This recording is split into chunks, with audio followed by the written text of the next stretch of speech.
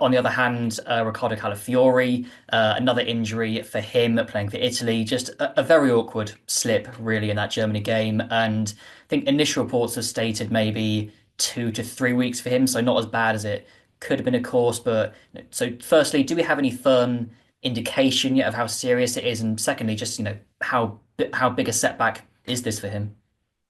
Oh, it's a big setback in terms of sort of clarification on the injury. No, not yet. Arsenal keeping it very close to their chest. They just said they've brought him back. They're going to be assessing him with their own medical team. Obviously, the reports from Italy, initial reports came out from Italy, it wasn't too bad. It was one of those ones when you saw it for the first time, it was impossible not to wince and just be like, "Oh my word, that looked really, really bad." It was so awkward the way he went down. And we know he's had knee issues in the past. It was very similar to the one he did for Arsenal earlier on in the season, the way he slipped and went.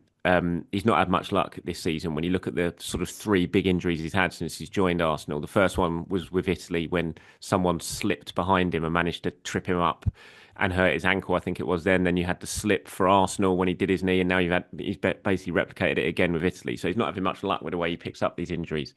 Um, Fingers crossed he's okay. And the initial soundings are that it's not as bad as it looked, and maybe he'll have a chance for the first leg against Real Madrid.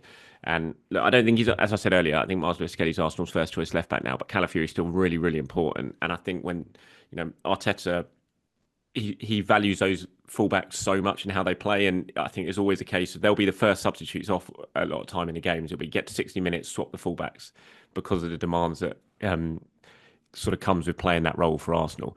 Now you've got Ben White back, which is great. You can play Timber for 60 minutes, then bring Ben White on for 30 minutes, or you can play Ben White for 60 minutes, bring Timber on for 30. And you want to be able to do the same with Calafiori and Lewis Skelly on the other side. So it's important that he gets back fit really, really quickly, and fingers crossed he does. And it's not as bad as it did look at the time. Yeah, like I say, Calafiori's just not had any good luck with injuries at all this season. He had a couple of, muscle and calf problems, of course. This is, I think, his third knee injury this season already. But you were saying that it was just, bad luck and misfortune more than anything else. So, does that make you less concerned about any future injuries? The fact that these have just been, very awkward slips rather than something more sinister? I think so. It's hard because I mean they do look really unlucky the way they come around, but then you're like, why?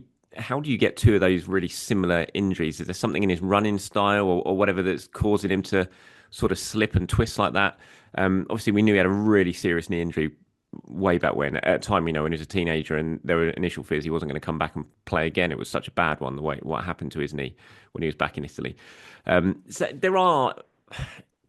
I think there is definitely a fear amongst the fan base of, is this a player that is you're constantly worried every 2 or 3 weeks he's going to pick something up again, and it's just going to be one of those players who's available some of the time and then he's not available. And Arsenal have had a few of those in the past, so I think there's definitely a little bit of a fear that that could well be Calafiori and he could be dogged with that sort of injury-prone tag.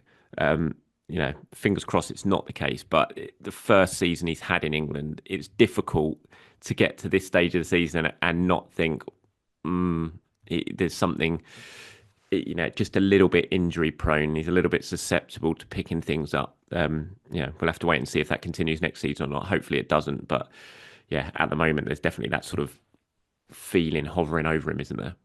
Yeah, I'd say my main worry is that are we seeing another Takahiro Tomiyasu Exactly. situation? And like you said, with Calafiori's previous injury history, had that big problem back in his teenage years at Roma, and he didn't actually get injured very often when he was playing for Bologna, but for Basel and Roma, he did pick up several knocks and niggles after that big knee injury. And of course, you think Arsenal would have seen that when they were, assessing his medical history. So obviously, his talent is undeniable, still a very young player, but the fact that he had that injury history, does that make you a bit surprised that Arsenal, I know hindsight is a wonderful thing, but the fact that, they moved for a player who did have that apparent predisposition to picking up injuries? Uh, I don't know. Arsenal seem to like picking up injury-prone left backs. It seems to be a bit of a trait. You've gone from sort of you had Zinchenko, obviously, who was very much known for that at Manchester City. Arsenal still went out and signed him, and he's been injury-prone pretty much ever since he signed for Arsenal. Then you replace him with Calafiori, really, who's very, very similar as well. So doesn't overly surprise me, I have to say. I don't think Mikel, certainly from when you look at some of the signings he's made or been in charge of the club when the club have made those signings, um, I'm not sure sort of past injuries tend to worry him too much. Maybe they should, because the best indicator of future history is past injuries. We know that. So maybe it is something they need to look at a little bit more, because you don't want to be shelling out 30, 35 million pounds on these players and having them available 50, 60% of the time. You want them available 80, 90, 95% of the time, because it's just what is so important, that your best players are available constantly. So maybe it should be something that they look at a little bit more. But I'm not overly surprised that they went out and signed Calafiori. Like you said, a lot of the injury at Roma was when he was very, very young, and there was bits and pieces after that. But certainly at Bologna, he seemed like, he was doing pretty well in terms of avoiding injuries. So maybe they were looking at that. He played the Euros. I do also think this season's a weird season. It's a bit of an outlier from especially players who played in the Euros last summer. There's been so many injuries to so many players because they've just not had a break for so long. I do think next season will be very interesting to see the difference of, say, teams who aren't involved in the Club World Cup this summer. Are they going to have much better injury records next season than the teams that have been to the Club World Cup? I would suggest yes. It's going to be really important for these players to have a big, big rest.